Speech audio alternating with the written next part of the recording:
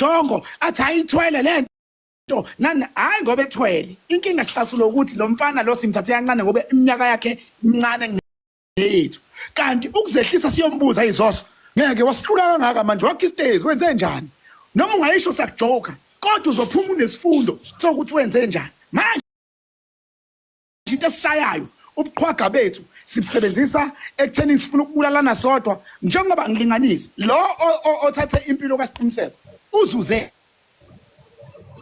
ngathi uyabheka abadlali mhlawumbe uneyinkinga zakhe naye lezi inkinga lezi ayipheli ubeyitshela uzoqeda inkinga ngokuthatha usiqiniseko umphefumulo wakhe kodwa ayipheli lezi inkinga usazofuna umunye umuntu ezokhipha kuyena isiqunga lakhe so engizama ukusho bafowethu ukuthi ngiyacela abadlamini le platform ekanje ngingenile nje angazi kakhulu angazi lutho kakhulu ngezinto zomaskandi nezinto zamasiko kodwa ngiyilling ukufunda nami ukuthi insizwa noma ijongo liphila kanjani yabo nje mina angazi nokuthi makwenziwa umcimbi ukuhlaba inkomo ithini kodwa ngiyilling ukufunda uyabona so engizama ukusho ukuthi ke ake siyekeni majongo ake siyekeni bantu besilisa ake siyekeni izinsizwa ukuqala ngezinto engenamsebenzi musu ukuthenga idatha uthengele idatha ukuthi ufuna ukuzongena ko live la ikhuluma khona ngokuveza amabele nenkomo kodwa uyabona ukuthi wena indonga zakini ziyavuza musu ukuthenga idatha ungene ku social media uzothuka abantu kodwa uyazaza usebenzi uyabona nje babukhuluma badlamini mhlawumbe unayo i-job opportunity mhlawumbe udinga udriver nawe babuzikode njengoba la mhlawumbe udinga udriver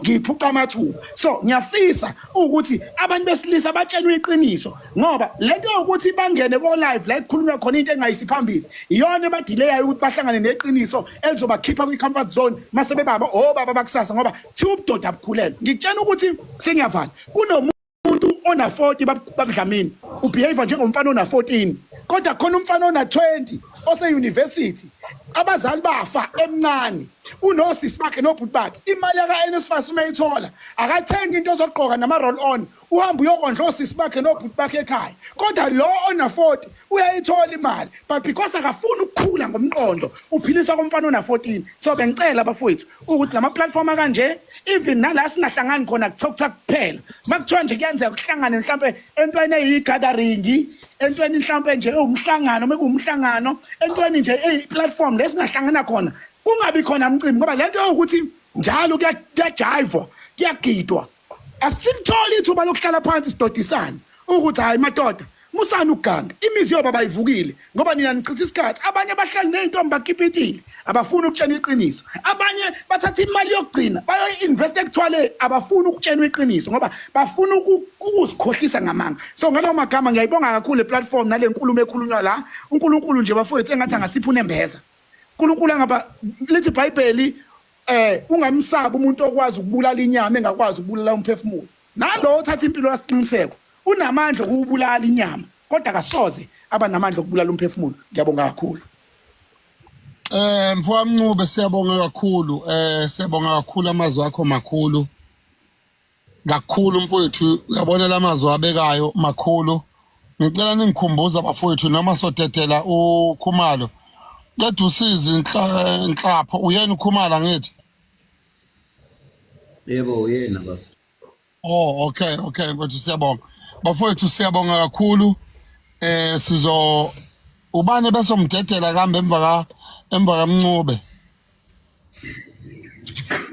uMahlasela udedela uMahlasela sidedela uKhumalo bese sidedela laba ababili lapha nangu uGqila Dlamini uzocela udedela emva udedela uGqila Dlamini sidedela uMahlasela bese sidedela uKhumalo angazi noma baba uJMQ khona obufisa ukudlulisa before ngibadedele noma akukho baqhubeke bakhulume Mhlawumbe babudlameni umuntu akalokho ecelile kubafowethu abazokhuluma ukuthi bafowethu inhlonipho nokuhlonipha omunye umuntu nokungawulimaza umndeni asibeke khona phambili ngoba into ebalekile kunayo yonke ukuthi sekwenzeke konke but ubuntu abube khona nenhlonipho ayibe khona asibona abantu thina la abazokuvela abantu ukuthi siyakwazi ukwenza izinto no thina la sizela ngoba sizobonga kubantu isupport nje nokusibekezelela nokuhlonipha nokuthi nje bekwazi ukuthi bevule ezandleni zabo bemise izidingo zabo bekwazi ukulekelela umfowethu. So siyacela abafowethu noma ngathi uzophawula musa ukususa inkulumo ezosusa uhlevani. Asihloniphaneni sihloniphe nabanye abantu. 2, asingawasebenzisa ama-assumptions azokwenza ukuthi umndeni uthunukale uma ulalele. Izinsolo ziyalimaza ngoba ziyayakha inzondo engekho. Asibalekelele kubantu bomndeni bedlule kulesi simo ababhekene naso. Angabe uwena isizathu sokuthi umndeni uzisulimele. Sicela ke kuqhutshekwe siye kuyena uBudlamini. Siyabonga. Kunobuzile lapha ukuthi ayikhona indlela yokuthi kuyiwe eNdlunkulu kuyokhulunywa nendaba yezinduna. Siyathathile lo mbono siwuzwile, sizobuya futhi sixoxe. Akunankinga. Sicela ukudedela uGqila Dlamini, sidedele uMahlasela bese singena kuKhumalo. Bese sibheka ukuthi obani bebengakakhulumi. Mabe khona abanye banga request futhi. Dlamini sicela ukunike ithuba. Sanibona nonke bafowethu bengelele nobhuti lapha phezulu umzimba uKhalimani nabo bonke bafethu abantu abakhona kwipanel. Lo khulumayo bafethu uGqila umfoka Dlamini phansi eMbumbulu ongumculi kaMaskandi osemncane bafowethu.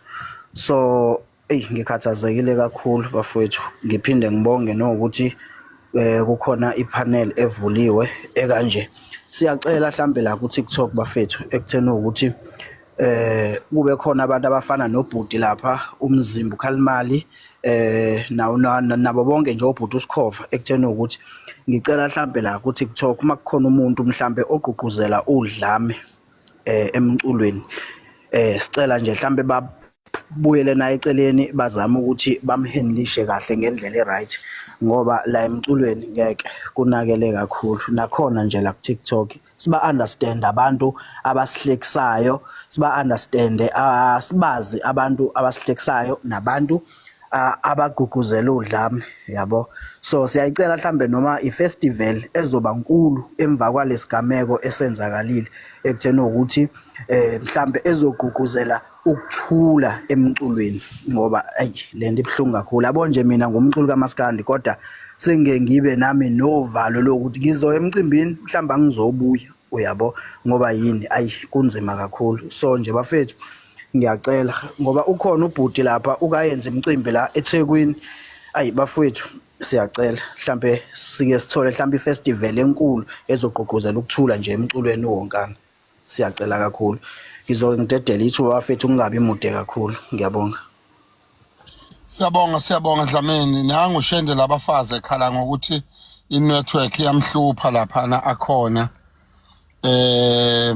Bengicela sidedele uMahlasela ebese sidedele uKhumalo, then sibukisana ukuthi obana bebengakangeni siza ukuthi uKhumalo usiphatheleni ngoba uyena esiqhumane naye saze sakwazi ukuxhumana nabantu bomndeni. Even sesiqhumana nobaba uMsweli eze yofika le umuntu esiqhumane naye uyena uKhumalo wasinika inamba yasekhaya, sakhuluma umalume ekhaya, sakhuluma ubaba uMsweli wahamba ubaba uMsweli waze wayofika lapha. Mase sivala bafowethu ngizosho kunye okuhle futhi bafowethu okuvela esayidini likababa uMsweli.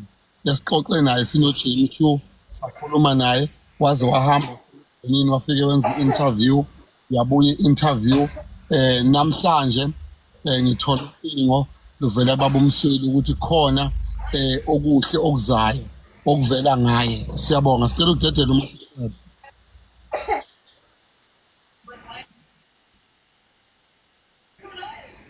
Mahlasela, sicela ukudedela.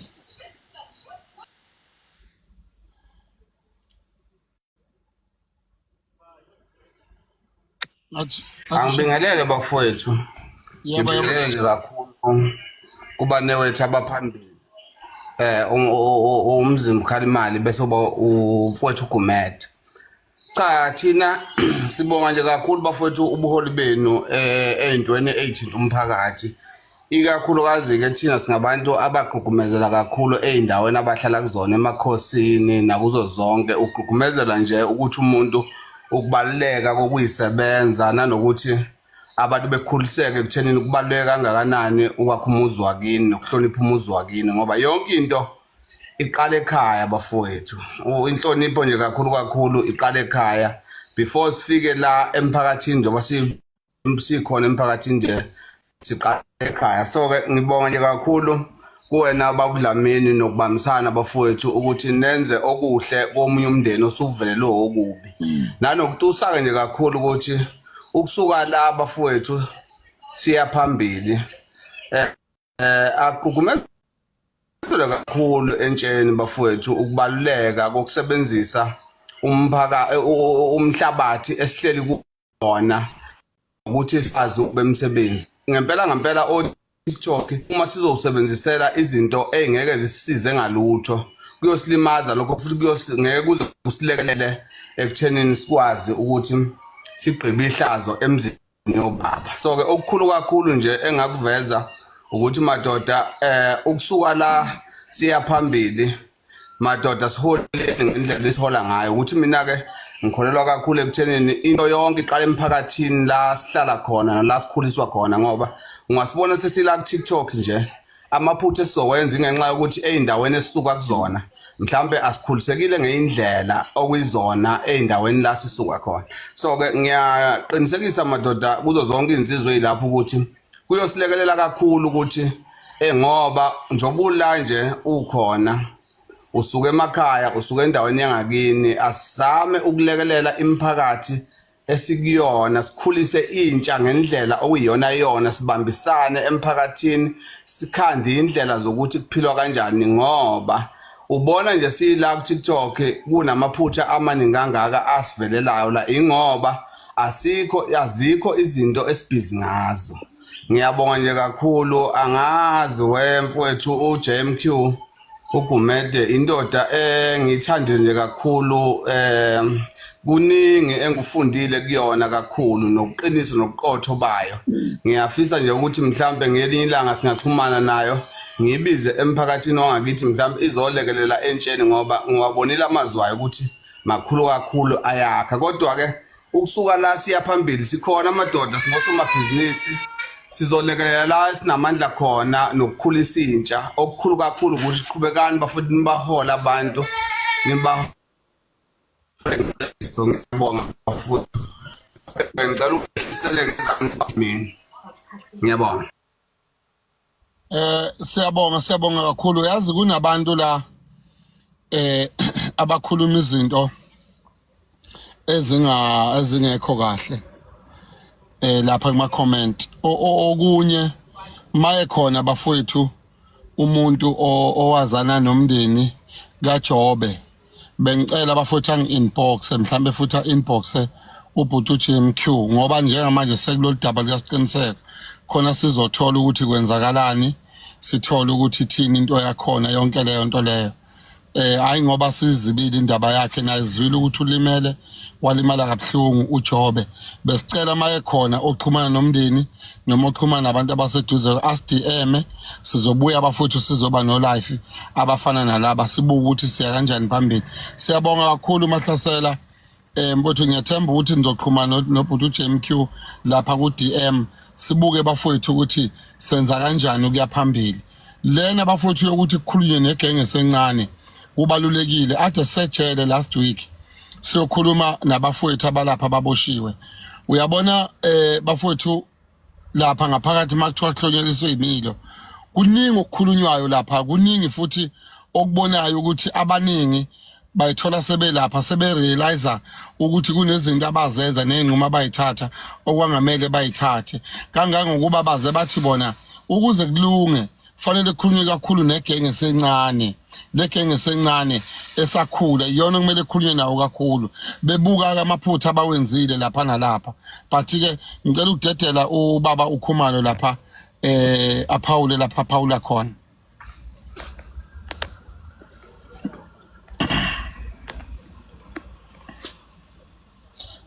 Baba Khumalo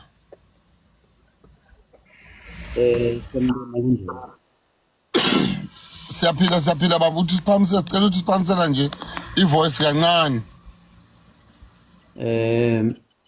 Ya, ngithemba ukuthi wonke umuntu uyaphila, wonke umuntu u-right kule simo esibhekene naso.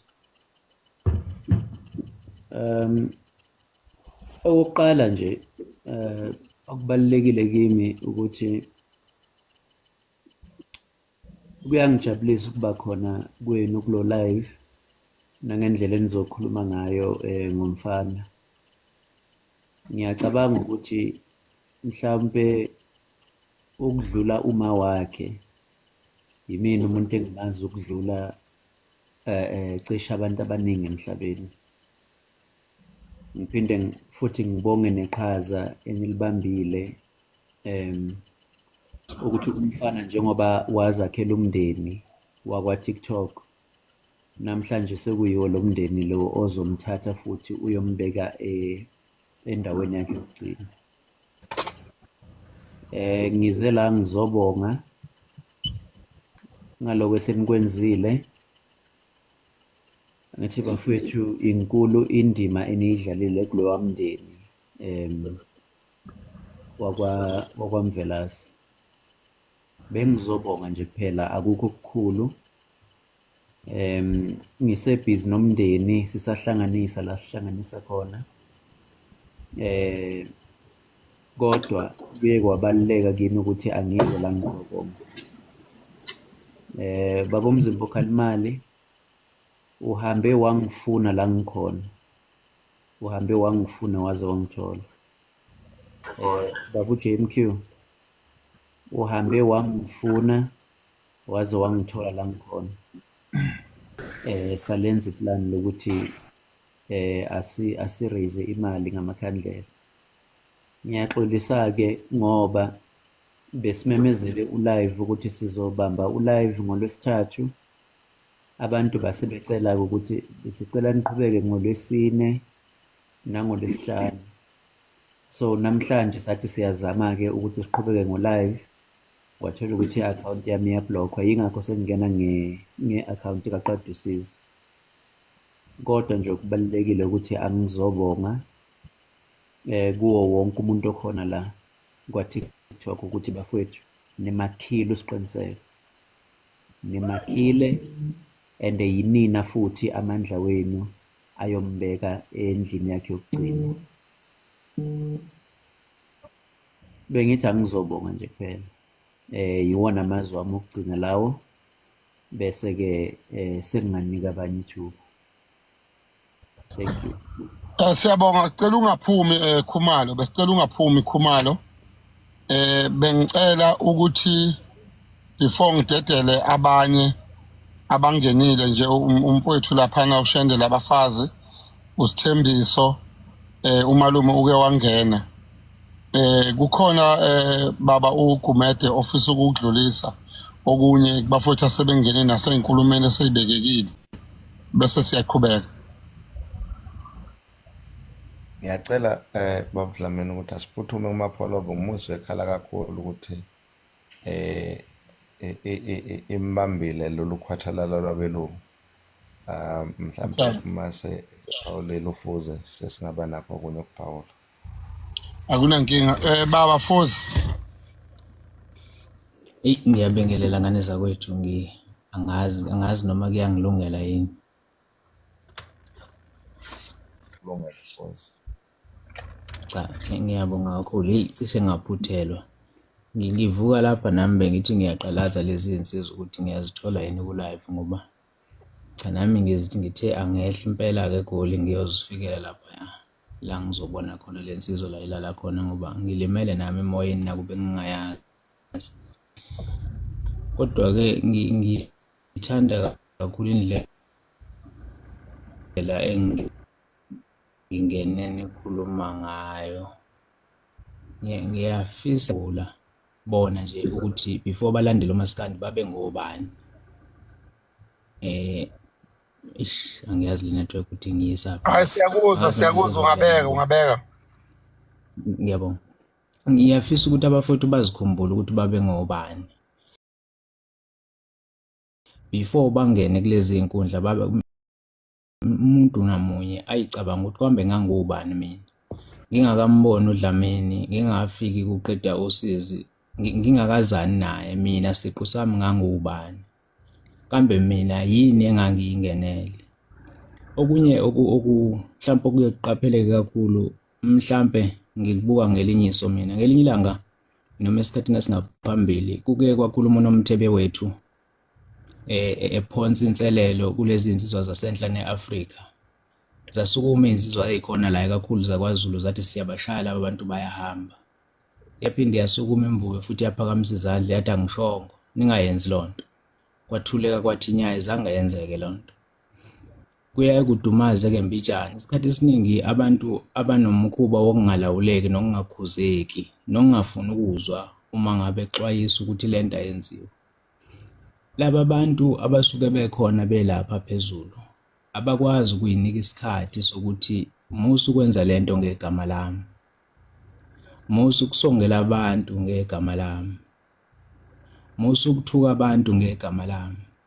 Okunalokho babuka ukuthi mina ngoba ngiyakwazi ukuthola engikutholayo ngabantu abasuke bengilandela anginandaba nokuthi omunye kuzokwenzakalani ngaye.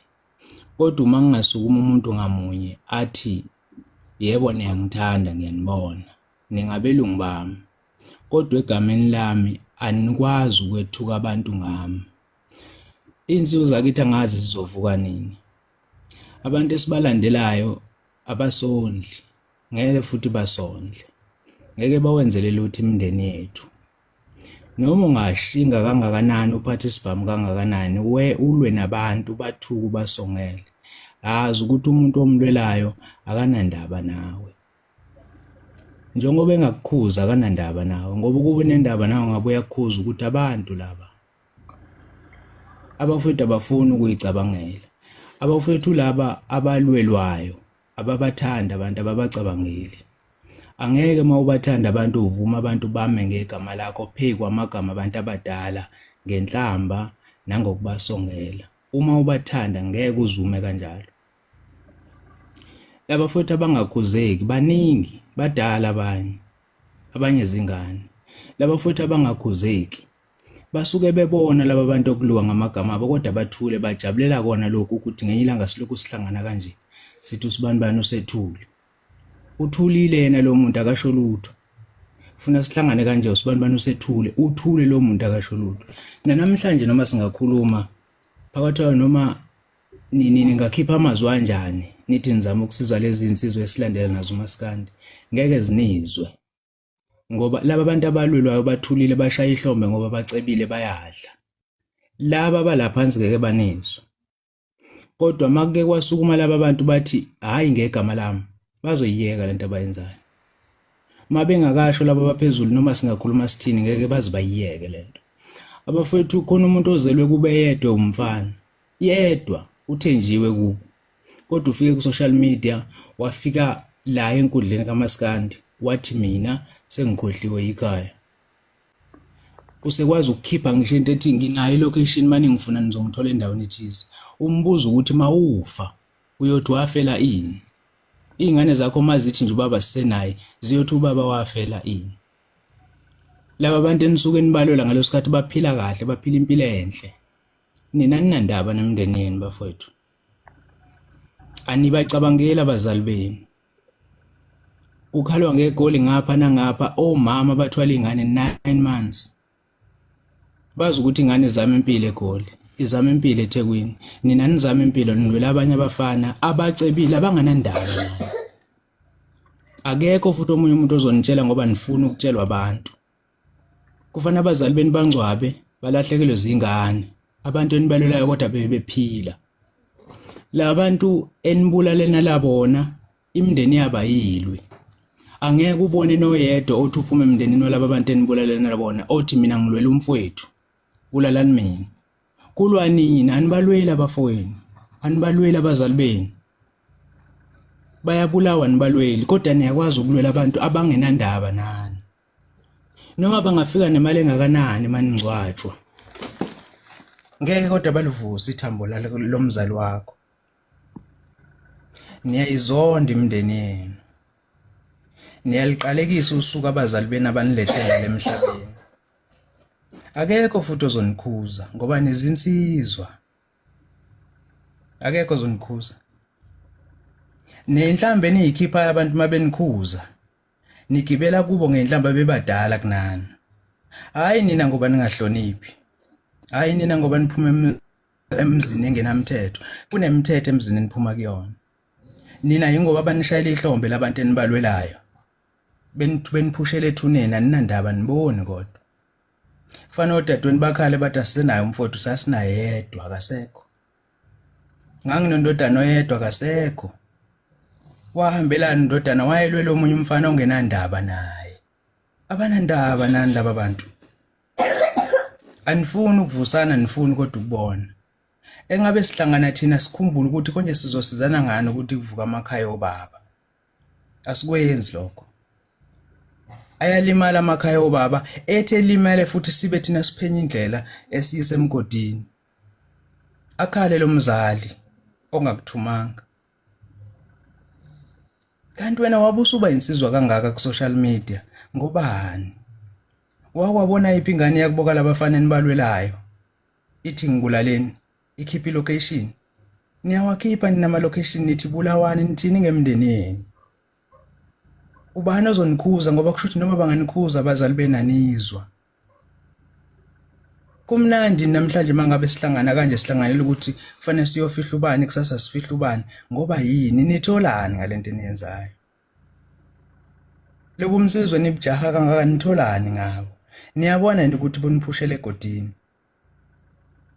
Namhlanje nigiya ngokuthi omunye uhambile. Nigiyiso ukuthi nilwela abanye abafana. Nigiyiso ukuthi uke wakhuluma kabi ngomunye umuntu kodwa abantu bakuboka lo muntu abakaze bagiye. Kuya nina. Kufanele bangcwaba abazali beni ngobani bafethu ubani omunye ozonikhuza manje ngafuni ukukhuzela. Ubani ozonenza nikhumbule ukuthi thina njengesizwe simnyama sifundiswe ngenhlonipho yokuhlonipha isifo nje. Noma ngabe sakabani. Ngakini la uzalwa khona makhamba umuntu emhlabeni lithuluzi libekwa phansi nezinkaba ziboshelwa. Ngoba kuhlonishwa lo muntu osoke sethule manje. Sekushintshe phi kunina manje ukuthi nazi ukuthi kuyahlonishwa isidumo somuntu. Umphefumulo womuntu uyahlonishwa. Noma ngesiwa kini konakelephi. Ingoba nifuna ukujabulisa abantu abondla imindeni yabo. Kulahlekeni kithi. Makulohleka inhlonipho emadodeni izobuyisa ubani? Izobuyela kuphi? Manje njengoba nikwazi ukukhipha ama location manje. Ufe wena manje ukhipha location ukuthi ngibulaleni ngomuntu ongakwazi. Kanti thina ave sinisipha indlebe ukudla kwayo bese sicabangela imindeni yethu. Ngiyacela mangenzeka kokugcina. Bawudlamini. Yebo. Lezi insizwa ezikhona la kaMaskandi ezilwelwayo. Ake nikhulume nazo zifunda ukuba nobuntu azinabo ubuntu. Ukube zinobuntu ngabe ziyakwazi ukuvikela lezi insizwa lezi ezibalwelayo ezithuka abantu ezikhipha ama location zibatshela ukuthi hayi ngegama lami. Akangazili umama wakho ngoba kuthiwa wena wawulwela mina hayi ngegama lami. Hayi. Cha Shende. Makusathula ibona ngeke kuze kulungele utho ngiyabonga Dlamini. Shende mfowethu siyabonga kakhulu. Siyabonga kakhulu amazwi makhulu engikucelayo Shende. Ngicela ukuthi sike saba nawe la sakha usisi uMabiyela udadewabo kaZimephi ebenze khona i-conference la bathi sakha khona ikhaya.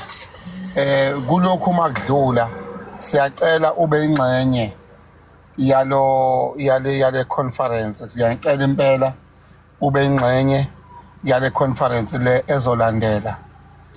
Sibuke bafowethu ukuya phambili. Okunye bengicela abafowethu nje basiba u600 la. Sonke ngicela namhlanje sibe ne-homework. Ngiyanicela wonke umuntu la ayoba ne-homework. Ku-life ozolandela. Babudlamini kancane nje. Webhuti usiphetho uma kwenzeka ngelinye ilanga usifica nje thina. Ungayenzi lento ozama ukuyenza la. Yabona into ade ikhuluma ngamapholoba la ibaleke ngalendlela. Uma mhlawumbe ujwayele ukukhuluma nabantu mhlawumbe labo onganandaba nabo. Ndina nginoma ungangahlonipha ongenani ungahlala la sikhona khona. Sinaso isikhathi sokudlala omaskande thina nokulwa izimpi zomaskande. ungayenzi nje lonto okuthini ungalokuthi nje sizama ukuthi sakhe abantu sinengane eshonile la wena onganandaba obujabulela ukuthi la TikTok iyakhuluma yini la benihambe niqhuquzela udlame olunganasidingo musa nje ukusithatha ngalo ndlela thina ngalokuthi nje gcine khona la usuke ukhona ko live labo hlala kubona bokuluyiphi zomaskandi asilimi kamaskandi la asinazi nje usithathe ngalendlela bhuti siphetho asibona nje futhi abantu abafuna ukuhlala nawe sikhuluma la kunomzimba womuntu esiwuhloniphayo ungayenzi lento oyenzayo igcine le ngakini la uyenza khona ungayenzi Siyabonga siyacela siphetho mfowethu uhoxisa amagama akho ngoba la sizolungisa and okunye bafowethu bengithi ngifuna ukukuthinta indaba yalama TV lamancane lana abafuna ama likes go TikTok bese bekhuluma izinto okungezona singene live ngolesithathu kwaba yisabatha kwaba ulesine izolo namuhlo lesihlanu sekukhona abafufusayo kulama TV asebekhanga sebekhipha ipost ukuthi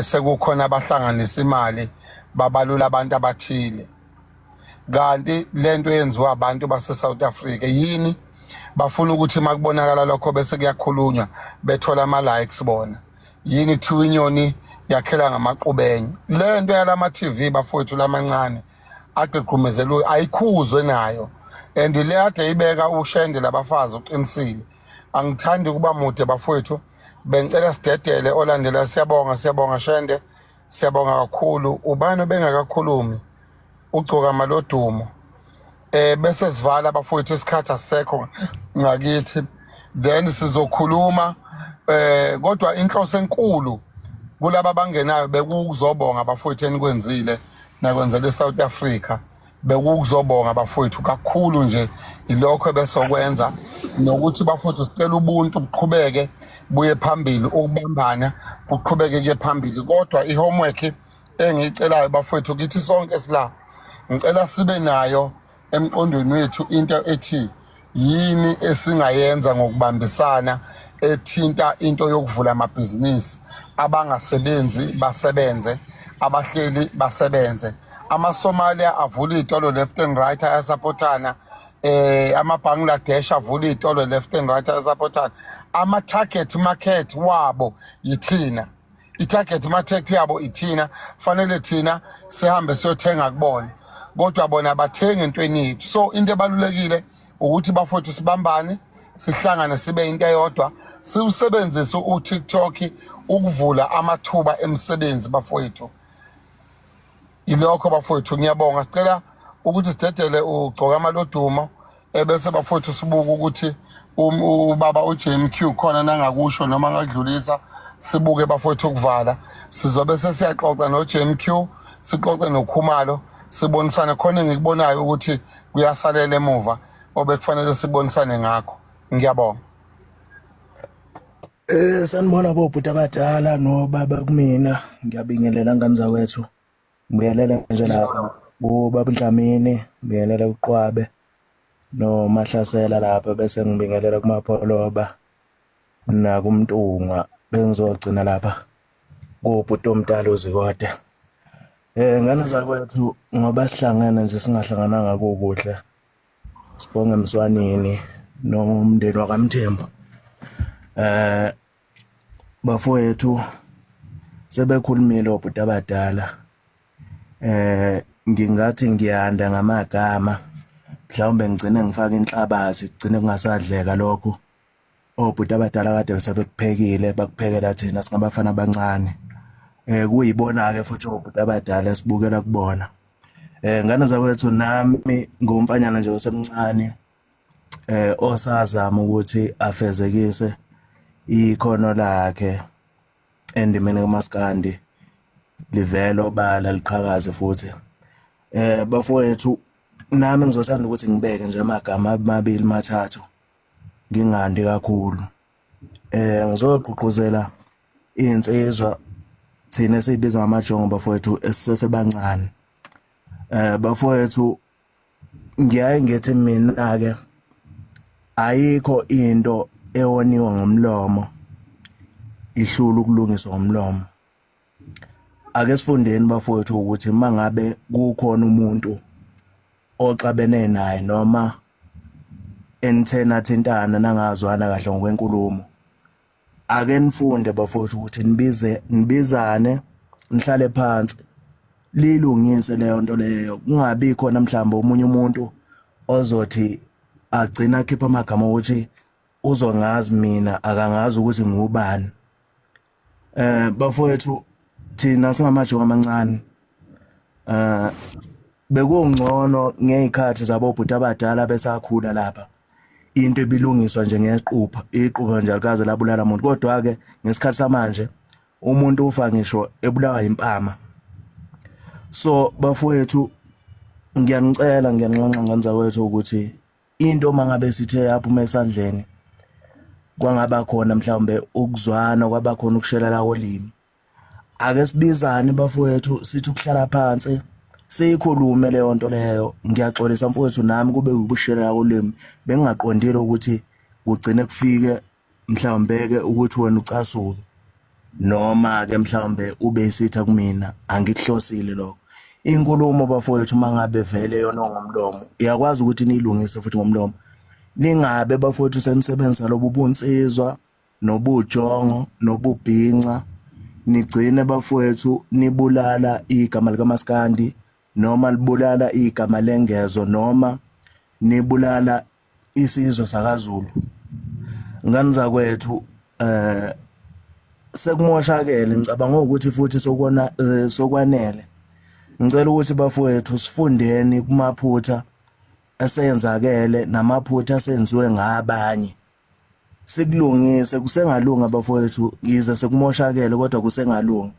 Ngiyanicela ngani zakwethu ukuthi ihlale phansi bafowethu, ibambe umthetho, ithobelane. Ngani zakwethu, ubaba Dlamini lapho kwakhuluma amagama engiwajabulele, engike ngathi nami mhlambe ke ngathi ngiwabeka kodwa ngangazwakala ngoba phela vele usocial media usudume ngobuqola nakho konke nje ukukhohlakala okwenziwa.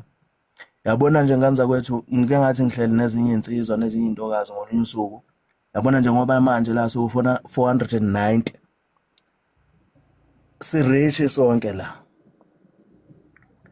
kodwa ke ngendlela esisebenzisa i-social media ngakhona siyisebenzisa endaweni ezinganakekile, nezindaweni futhi ezinganasidingo, nendawo ezisilulaza ubuntu bethu.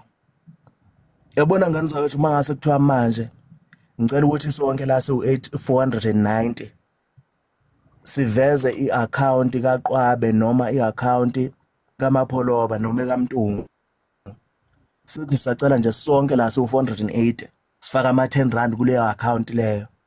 Ngakusasa futhi sifakele uDlamini kuleyo account, wonke umuntu abe la. Ngani zakwethu, kulula ukuba rich kodwa kudingeka nje ubuhlakani bomuntu nokuthi yini into oyicabangayo. Kodwa ke ngoba sesasebenzisa indlela zokuxhumana nokuthi yizo ezibalekile uma ngabe sikhipha amagama abhedayo namagama angakhe, singabantu kunzima ukuthi sikubone lokho. Ngani zakwethu, ngicabanga ukuthi sengikhulume kwanele, angifuni ukuthi ngikhulume ngigcine ngedlula mhlawumbe inkulumo yabo uyobhuti abadala sebekushilo kunini. Kodwa bafowethu enginxosa kakhulu ukubona, ngicela ukuthi kukho konke mangabe kukhona ungakuboni kahle noma umfowenu asekuthinte khona lawa ngakuthanda, ngisacela ukuthi umbizele eceleni noma mangabe mhlawumbe uyasaba ukumqonda, ubize lapha, ubize uDlamini usho ukuthi hayi baba Dlamini lana sengiye ngathi ukuthintana lana nomfowethu unje mnyama, umfokaMpungose lapha, kukhona engingakuzwile kahle, kukhona engingakuthandanga enkulumeni yakhe ayikhulumile kumina. Ngicabanga ukuthi naye uzohamba afika ayibeke njengobhuti omdala ngendlela azoyizwa. Bafowethu ngiyanicela ngani zakwethu, ngiyanicela, ngiyabonga kakhulu bafowethu. Nkonzi ushayile ubeke futhi into okuyiyona. Bengicela ukuthi ngizodlulisa lapha kubhuti uJMQ. Bengicela abahlonishwa bafowethu nodadewethu ukuthi uma sibuya le asibe nabo life abakanjena abafowethu sikhulume sibonisane. Abanye bazokhumbula ukuthi ngomhla 13 14 15 ngeke ngadutshulwa mina 9 wenhlamvu zangena emontweni ngenhlahla kaNkuluNkulu ngasinda. Abantu oyibona bangakhela uzungwe sahlangana sikanje sixoxa nabo. Enye into esibulalayo bafowethu angazi ukuthi inkosi uShaka yathi mabe iqalekisa isizwe sakwaZulu kwenzakalani. Khona lento okusafuna ukuthi ilungiswe. Sahlangana kanje sakhuluma nezinsizwa. Ngathi nabafowethu ngoba siba 250 ake sikwazi nje ukuthi sibeke imadlana encane nje u2005 ngenyanga. Sibone kuzokwenzakalani. Uzobala efonini yakho ukuthi 2005 times 250 malini. Mangabe kuphusheka kuhamba kuze kufika ku6 months kusuke kumalini. Makuphusheka kusa 12 months kusuke kumalini. Uzobala mawusulapho nosuhleli phansi. Leno ikhulumayo mfowethu bengicela bhuti uJMQ umalume lapha phezulu nabo zikode bakhona lapha noShende bafowethu sibaningi. Ake sithi makudlula lesi simo sihlaleni phansi bafowethu sibuka ukuthi yini esingayenza ngokubambisana. Isizwe sakwaZulu saziwa njengesizwe esibambene namanje kuyaziwa makuthiwa hlangana Zulu bese nabantu abale Eastern Cape la bebebonga ngolesithathu bejabulela ukuthi bona bakwaZulu niyayimela into yini manithe hlangana Zulu uyahlangana ngempela uZulu. Yini engahlula ukuvula amabhizinisi lokho bafowethu. Bafowethu sizobonga namhlanje kakhulu into eniyenzile ukuthi nishaye imali bafowethu yahamba imali yalapha iya kwaMthembu lapha yakhona siyofihla lensizwa. Ngicela nje amazwi ongawabeka bhuti uJMQ sibone ukuthi siyavala no life silaleni bafowethu kusasa sikhulume lokho engifisa sikukhulume no Khumalo no JMQ sibuka ukuthi kwenza kanjani bese siyavala. But ke okuyikhona ebengifisa ukubeka bafowethu okunye okusha okuvelile. Ubaba uAyanda Msweli uvelile lapha ku TikTok ekadele sikhumane naye samkhumanisa nomndeni unike inamba yomndeni sikhumane noKhumalo. Uthe ubaba uAyanda Msweli ese namhlanje kwavele kwavuka ama owner eLembe district Maphumulo Stenga lezi ndawo kwavele kwavuka bona bathi Ayanda Msweli sibonile life mini inkulumo yakho lapha sicela ukudonate ngenkomo ephuma kuba ngobaba bamatekisi bakuyilembe district lapha nakusekukhona inkundleni niseshe lapho Ayanda Msweli bathe nje bona bacela ukukhipha inkomo ihambe iye kwaMvelasi. So siyabonga kakhulu bafowethu kukhomba khona njalo ukubambana nokuhlangana nokuba into eyodwa. Inkomo isikhona makuthi bayayithenga sebezobambili bakwazi abantu abazofika lapha bafike badle njengoba kuzobe kuyiwe lapha na emfihlweni. Ngiyabonga bafowethu ilokho kunye besifisa ebengifisa ukudlulisa. Sicela baba uqwabe uvele makukhona ofisa ukubeka ubeke then sikhulume noKhumalo sibone senze njani ukuya phambili. Ngiyabonga. Asibonge ithuba Dlamini. Uyazi kunento engizwisa ubuhlungu. Kunomuntu okuthiwa uMduduzi Ndwandwe la. Wenza lento ade sizama ukuthi siyikhuze ukuthi uma size la phakathi kwabantu asifunde ukuyihlonipha. Asifunde ukuhlonipha abanye abantu. Wehla nje uyamdilika uMapholo. Iyo lento eyenza ukuthi singalawuleki. Iyo lento eyenza ukuthi umculo kaMaskandi ungajabulisi. Ngoba nina nifuna ukuqala impi nala engekho khona. Nifuna ukwakha amazondo nala engekho khona. Okusho ukuthi akusafanele kukhulunywe ngabantu abathile ngoba nina niyalimala. Asikwazi ukuphila kanjalo bafowethu. Sishilo lento ukuthi uma umuntu obona ukuthi wena ufuna ukumela omunye umuntu wakomunye umuzi hayi lana hayi lo life lo dlulwe komunye live. Asingayenzi lento le. Asifunde ukuhloniphana. Babudlameni mhlawumbe umuntu akaphinde ekhulume eqondise lenkulumo. Sizwile ukuthi umfowethu uJob udlulile. Ayikho into eqondile esike sayiswa esondela mayelana nendaba kamfowethu uJob.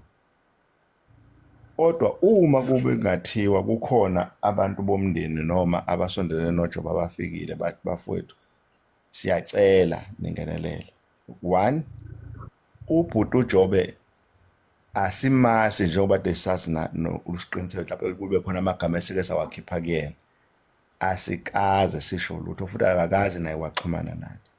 Kodwa akusho ukuthi ngeke size sicela amakhandlela kubafowethu uma kungathiwa kukhona amalungu omndeni angafike noma amalungu ade sebenza naye ecela ukuthi siwalekelele ukuthi sisebenzise iplatform le yaka TikTok ukusiza. Angeke asicwasi.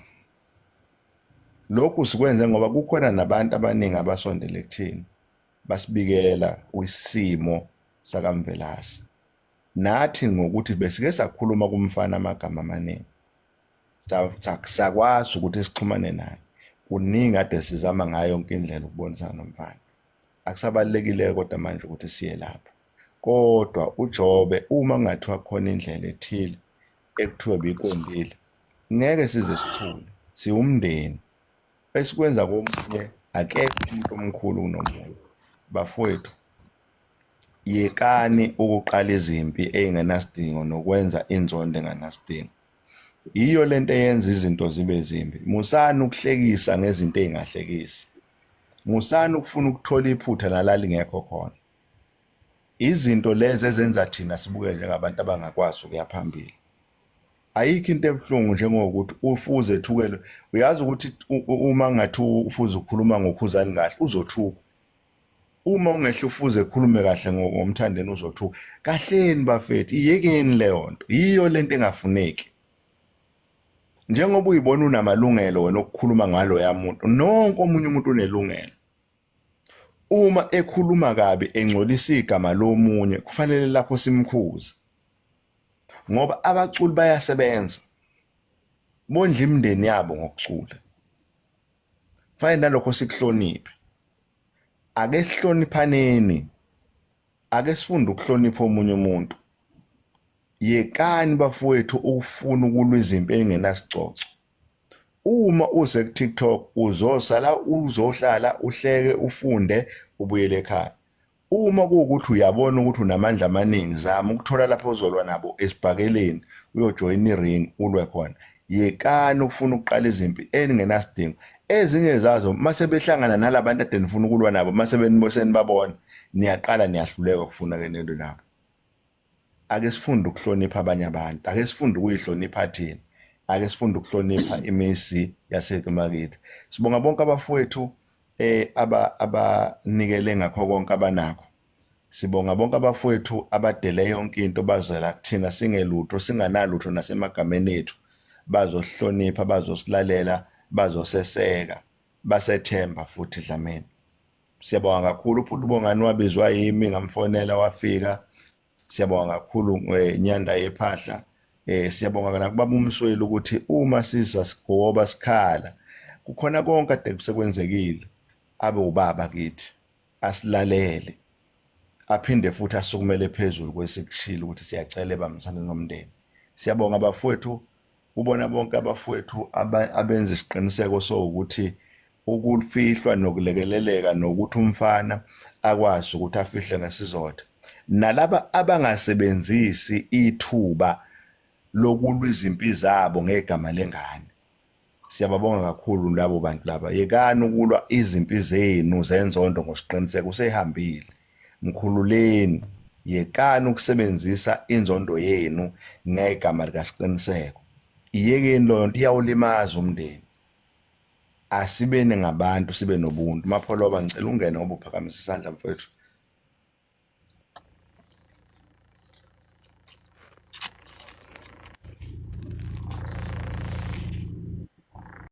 Mhlawumbe ngikucacisa ngiphinde ngikukhumbuze ukuthi uma ukuthi uyaqala ukungena kule channel ucindezele usubscribe ukuze uzokwazi ukuthi uhlezi uthola izinto ey'ningi ey'suke zenzeka la kwiZwide Production, njengoba sinezinto ey'ningi eqhubekayo la kwiZwide Production. Iyona-ke i-live le ekade iqhubeka lapha ku-TikTok, la kade kuhlanganyele khona umzimba okhalimala, abanye bambiza ngo-Dr. Dlamini, nokuyila kuphinde kwangena khona umfowethu uSicelo umfokamncube, washiya amazwi noma wadlulisa amazwi akathanda ukuwadlulisa kubantu baseNingizimu Afrika noma kubantu ekade balalele ulive ngaleso sikhathi. Bekade khona-ke nobhuti uQwabe, naye wadlulisa lawo mazwi nje akathanda ukuwadlulisa. Into ey'baluliwe-ke laphana bekade kukhuzwa abantu ukuthi amagama bawasebenzise ey'nkundleni zokuxhumana, fanele benze isiqiniseko sokuthi ahamba emgqeni oqondile, awekho amagama anenhlabathi abawabhekisa kwabanye abantu. Kwaphinde kwabongwa abantu okuyibona abathe badlulisa umnikelo emndenini kaSiqiniseko Mvelase, njengoba sazi ukuthi usishiye emhlabeni ngokukhulu ukuzuma. Ngiyakuxusa ukuthi ucindezele usubscribe ukuze ngaso sonke isikhathi uzokwazi ukuthola izinto ezenzeka la ekhaya. Siyabonga.